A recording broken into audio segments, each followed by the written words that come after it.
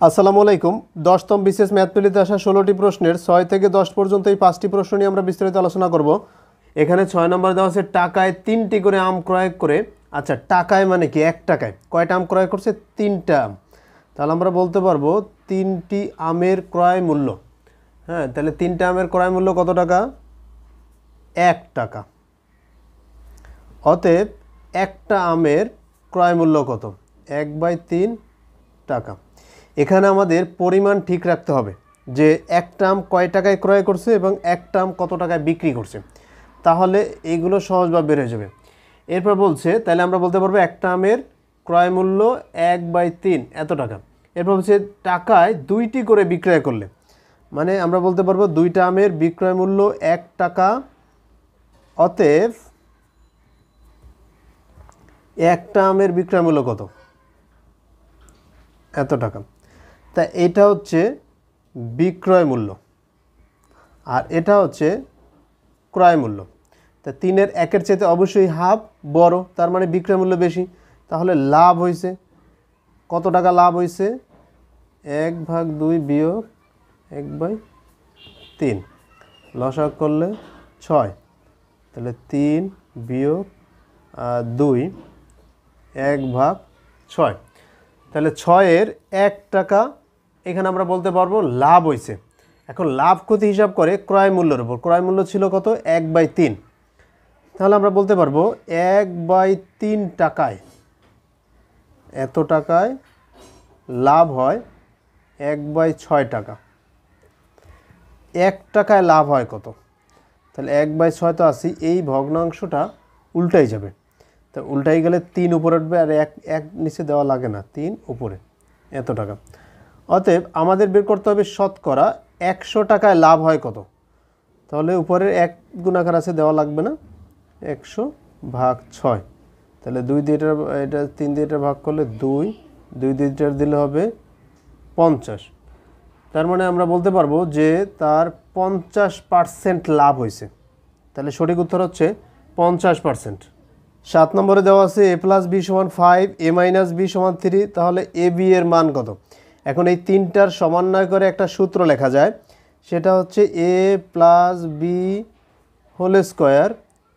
Equal a-b² plus 4ab। তাহলে আমরা এখন মানগুলো বসাই দিই। এই একটা সূত্র লিখছি যার ভিতরে a+bও আছে, a-bও আছে, আবার abও আছে।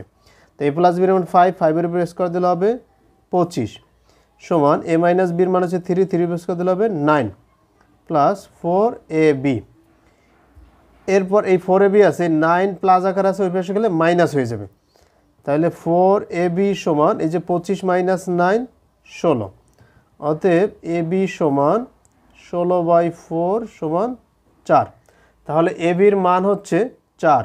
8 নম্বরে দেওয়া আছে দুটি সংখ্যার গুণফল 1536। কত? 1536।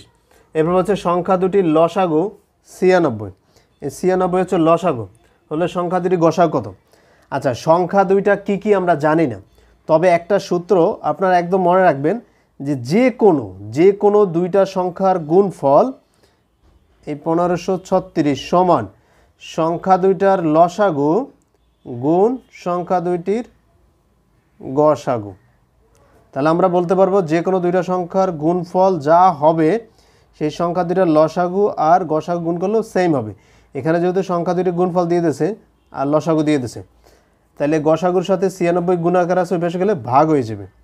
তাহলে হবে গসাগু সমান 96 ভাগ করে দেবো 1536/96।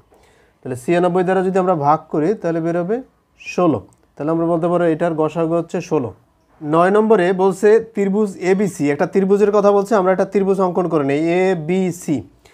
এরপরে বলছে এই যে BC, এরপর বলছে BE সমান EF সমান CF। এতে BE সমান EF সমান CF। তার মানে এই BC-কে 3টা ভাগে ভাগ, এই যে E এবং F বিন্দু 3টা ভাগে ভাগ করছে, 1 2 3, যে ভাগগুলো সমান। তা আমরা জানি একটা ত্রিভুজের যদি কোনো বাহুর 3টা ভাগে ভাগ অথবা 4টা ভাগে ভাগ, তারপর যদি বিপরীত যে কৌণিক বিন্দুরা আছে সেগুলো যদি যোগ করে দেই, এই যে তিনটা ত্রিভুজ হয়ে গেছে, তিনটা টুকরা, এদের ক্ষেত্রফল সমান। এটার ক্ষেত্রফল যা হবে এটার ক্ষেত্রফল তাই হবে, এটার ক্ষেত্রফল তাই হবে। এখন আমাদের বলছে এ ই সি এর ক্ষেত্রফল 48। এ ই সি মানে এই দুইটা, এ ই সি বলতে বুঝে এই দুই টুকরার ক্ষেত্রফল হচ্ছে 48। যেহেতু এগুলো সমান করে তাহলে 2 দ্বারা ভাগ করে দেব, তার মানে কত আসবে 24। তাহলে আমরা বলতে পারবো এটার ক্ষেত্রফল 24, এটারও 24, এটারও 24। আমাদের এখানে প্রশ্ন করছে এবিসি এর ক্ষেত্রফল কত বর্গফুট, এই যে এ বি সি টোটাল। তাহলে 24 24 24, 24কে 3 দ্বারা গুণ করে দিই 72। তাহলে আমরা বলতে পারবো এবিসি এর ক্ষেত্রফল হচ্ছে 72 বর্গফুট। 10 নম্বর দেওয়া আছে 60 লিটার কেরোসিন ও পেট্রোলের মিশ্রণের অনুপাত। এই যে কেরোসিন আর পেট্রোলের মিশ্রণ অনুপাত হচ্ছে এইটা, আর টোটাল হচ্ছে 60 লিটার। তাহলে এইখানে কেরোসিন কতটুকু, আমরা যদি কেরোসিন বের করতে চাই তাহলে এই 60 টোটাল হচ্ছে 60, এর সাথে গুণ দিয়ে দেব। তাহলে কেরোসিন কোনটা, এই অনুপাতের ভিতর 7, 7 যাবে উপরে আর দুইটার যোগফল যাবে নিচে। তাহলে এইটা দ্বারা এই 0 0 কেটে দিলাম, 6 6 7 42 লিটার।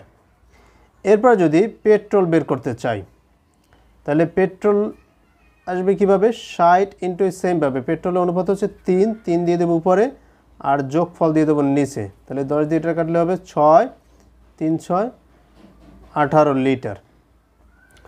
এরপর বলছে ওই মিশ্রণে আর কত লিটার পেট্রোল মিশাতে হবে পেট্রোল। হ্যাঁ, পেট্রোল মিশালে অনুপাত হবে 3:7, মানে কেরোসিন ইস টু পেট্রোল, যাদের অনুপাত হবে 3:7। তাহলে আমাদের মিশাতে হবে কোনটা, ওই মিশ্রণে আর কত লিটার পেট্রোল মিশালে, এই পেট্রোল মিশাতে হবে, কেরোসিন মিশানো লাগবে না। তাহলে কেরোসিন আছে 42 আর পেট্রোল আছে 18। এই 18 সাথে আমরা ধরে নিলাম ক লিটার পেট্রোল মিশাতে হবে, তখন তাদের অনুপাত হয়ে যাবে 3:7। এখন আমরা এটার সমাধান করে কয়ের মান বের করে ফেলবো। যদি কয়ের মান যেটা আসবে সেই পরিমাণেই পেট্রোল মিশাতে হবে। তাই অনুপাত মানে আমরা জানি উপরে 42, নিচে এটা দেওয়া যায় 18 যোগ ক সমান 3/7। এরপর আমরা গুণ করে দেবো আর এইভাবে 3 দ্বারা যদি গুণ করি, 3 ক যোগ 3 18 54, 7 দ্বারা 7 দ্বিগুণে 14 4 আর থাকে 1, 4 7 28 আর 1 29। এরপরে 3 ক সমান আসবে এই যে 294 বিয়োগ 54। তাহলে আমরা যদি এটাকে থেকে বিয়োগ করে দেই তাহলে 0, 5 আছে কত, 9 4 আর 2 এর 2 240।